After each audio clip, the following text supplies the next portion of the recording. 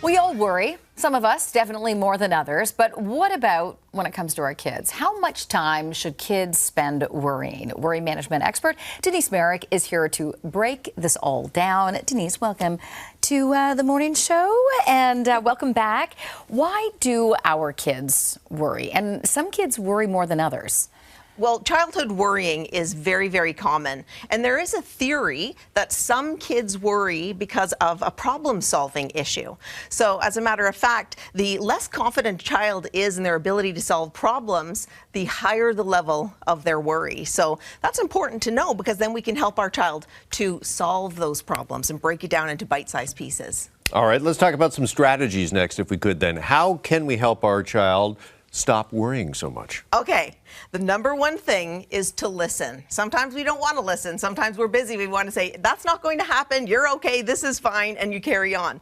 But what's important to do is to stop in those moments and really listen to your child. And what you're listening for are unhelpful thinking styles. And these are also known as cognitive distortions.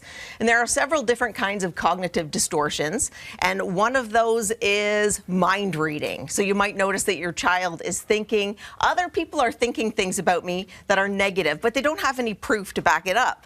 There's another cognitive distortion called catastrophizing, and that's when they're thinking a situation is much more dire than it actually is. So in that case, let's say you're at home and you're running a few minutes late trying to find your keys, and you notice your child's in a panic now saying, "We can't be late for school. I'm going to get into so much trouble." And so we can see that they're making this issue really big. And you know what doesn't help with that scenario is social media. That can amplify catastrophizing. Yes, absolutely. It most certainly can. And then we get into some other cognitive distortions like something called positive blocking. And what positive blocking is just like it sounds, it's blocking out the positives. So let's suppose, for instance, your child comes home from school, didn't do as well as they'd hoped to on a test, and they're feeling really upset and worried about it. And you're trying to help out saying, well, you know, here are some of your other successes. Here are some of the things you've done really well. But they're discounting all of those positives. So that's positive blocking. And one more I'll give you right now, and that is shoulding. And shoulding is looking at yourself, other people, or a situation the way you think it should be rather than how it actually is. So for instance, you might hear your child, and this one's really easy because you're listening and looking for the word should. So perhaps your child's home stressing and saying, "Oh, I really should have scored that goal at hockey today." So you're realizing now that that word should is at the root of their worry and concern. Okay, so if you're noticing any of these, what should you do? Yes, and so we can tie it back to that problem-solving issue. Remember that I said if they have lower confidence in problem-solving, they're going to have higher levels of worry. So the best thing you can do is, while you're listening, the next step is to help them break it down, problem-solve. Put it into bite-sized pieces. Say, okay, so maybe your child has catastrophized and said, "Oh no, there's going to be a snowstorm and nobody's going to be able to come to my birthday party. The whole thing is ruined." So rather than just saying, "That's not going to happen," say, "Okay, let's break this down. Can we control the weather?" No, absolutely we can't control the weather, but what can we do? All right, let's check out the weather forecast to see how likely it is that that's going to happen. Let's create a backup date if you're really worried so that you know you'll have a birthday party no matter what happens. So what you're doing is you're teaching your child these problem-solving skills that are going to help them worry less now and also help them well into adulthood. Talk to us about our behavior as adults, as parents, and worrying. Do we teach this to our kids? Is worrying, is it genetic? The answer is both. Okay. So you can teach it to your child. So it can be a learned behavior, which is great because that means it can be unlearned.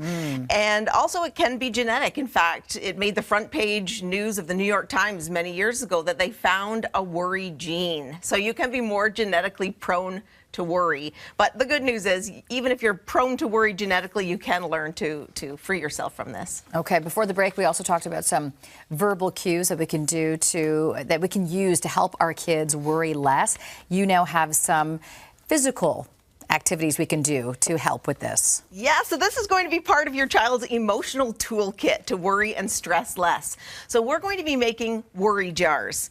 And there are two parts to this worry jar, and I'm going to have you making these worry jars in just a moment. The first component is making the jar itself, and the second are the strategies that go inside the jar. So as you can see, this one's got full, and I'll talk about some of these strategies in just a moment. But first, it's time to make the worry jar. So what you're going to do is take your jar, and the great thing with this is you only need 3 things. You need the glue and these tissue papers. Rubber bands are optional, but we'll get to that in a minute. So all you have to do, Jeff, you look frightened. No, I'm good. I'm worried. I'm worrying. Just you've got it. You just dab it on there, and then you use your finger. That's right. We're just getting right on in here. And parents, you're welcome. For some parts of the country, it's March break and spring break. If you're looking for a little activity to do, what the kids don't know is this is actually going to help them in other ways. But for starters, it's going to be a fun activity to do. It is really fun. to pass the time. And I'm not a big crafter, and that jar that I made only took me 20 minutes on Saturday. So, Jeff, that's great that you're going all the way around. Now, that's right. What will make it easier is if you just... Look at that. Tap it with your finger. Right. Stick it on like that. And then you're going to do a layering effect. Right. So this is where you're going to get that stained glass look, and it doesn't have to be perfect. And you know, this is another opportunity for you to be talking with your kids and teaching your child about the fact that things do not have to be perfect, and there is beauty in the imperfections. Great. So don't worry. I'm loving your jar. Don't worry if a piece tears or that sort of a thing. Okay, Denise, now show us kind of what's inside the jar. Once we're done the exterior, what are we going to put inside? Okay, so what you're going to put in, and Jeff, you can just keep going because I know that you're really loving this idea. What you're going to put inside the jar then are all of the different strategies. And I'll give you some examples of what I put inside the jar. But you know, it's really simple. If you have a child of a younger child, you'll want different strategies, or a teenager, you might even want, more adult strategies. You can easily search online for strategies to help my child reduce stress and worry. So I just have a few, and then they would just pull them out. And I wrote on the front of this one, it says reflect. Right. So say or write down 3 things you're thankful for. So the key is in those moments of stress and worry, you pull out this beautiful jar that the child can feel proud that they made and pull out a strategy. Would you like to pull out a strategy with your sticky? Well, yeah, I love this, like, reflecting, because really, your attitude should be gratitude, right? And when you start thinking about what you're grateful for and what you're thankful for, that takes your mind off the worry and puts you, I guess, in a bit of a more grounded place. Absolutely. What does it say on the front? Brainstorm. All right, I've got, and what actions, Kara, can I take to control the controllable? So great, that's what we talked about earlier. So you can see the sort of theme. Do I have a notepad somewhere? Can I start writing down now? Oh gosh. Well, we could be here for a while, but but brainstorming. This is all very good ideas for the kids to talk about and think about. And so many times the kids, you have a conversation at the table.